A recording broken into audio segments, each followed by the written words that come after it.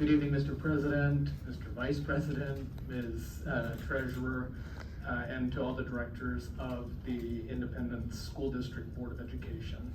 Thank you for this opportunity to speak to you. I live just down the street on South Hardy Avenue from our beautiful new Castle Park Elementary School, not far from the magnificent new sports field at Nowlin Elementary School. I am Nowlin Middle School, excuse me. I am a proud parent of a 2016 Van Horn graduate and of a 16-year-old rising junior at Van Horn. Our oldest graduated from Van Horn as one of the top 5 students in the class, and our 16-year-old has worked hard to maintain top grades as well. As our oldest child navigated adolescence, it became clear to her that the gender identity we had assigned to her at birth did not reflect who she really was.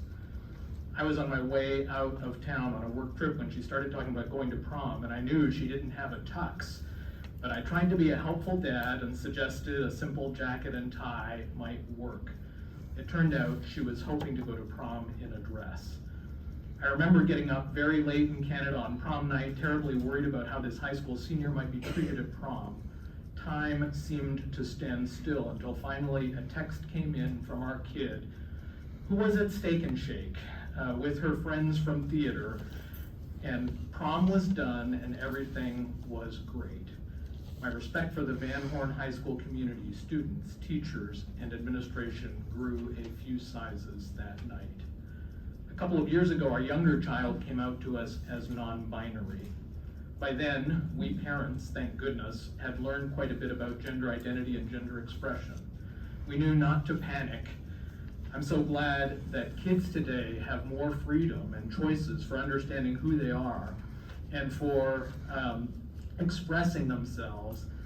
Back when I was a kid, children were teased for any deviation from the gender binary. They were called sissies or tomboys or even gay or queer for any perceived nonconformity to strict gender stereotypes.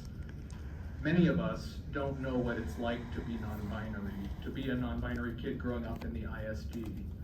I know my kid, who is an avid reader, thrills when every now and then they find themselves represented in the books they read.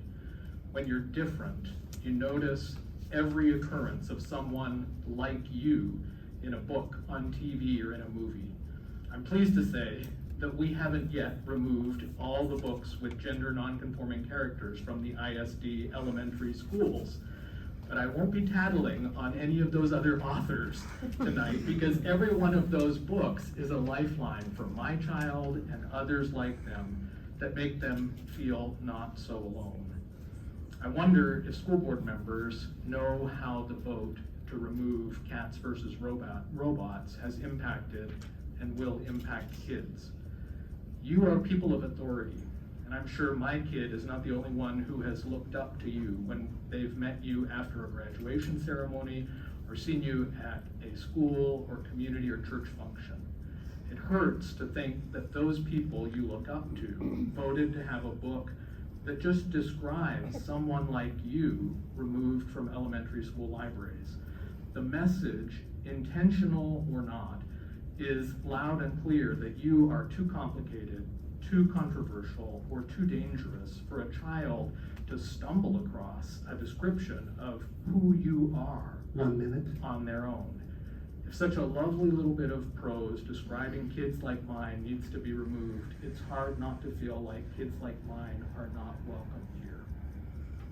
I know that the board didn't intend to send such a message. So I implore the board to trust me when I tell you that far more harm is done by removing this book than by allowing kids to find it when they're in elementary school. Kids like mine need to be able to find people like themselves in books. Their friends need to be able to find those examples too.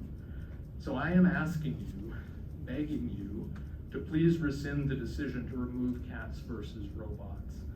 Please extend a public apology to the non-binary children of the district, their families, and their friends. And please support implementation of diversity training for the board and staff as set out in the district's cultural competency goals goal number 4 is a good one. That is time, Mr. Smith. Thank you very much.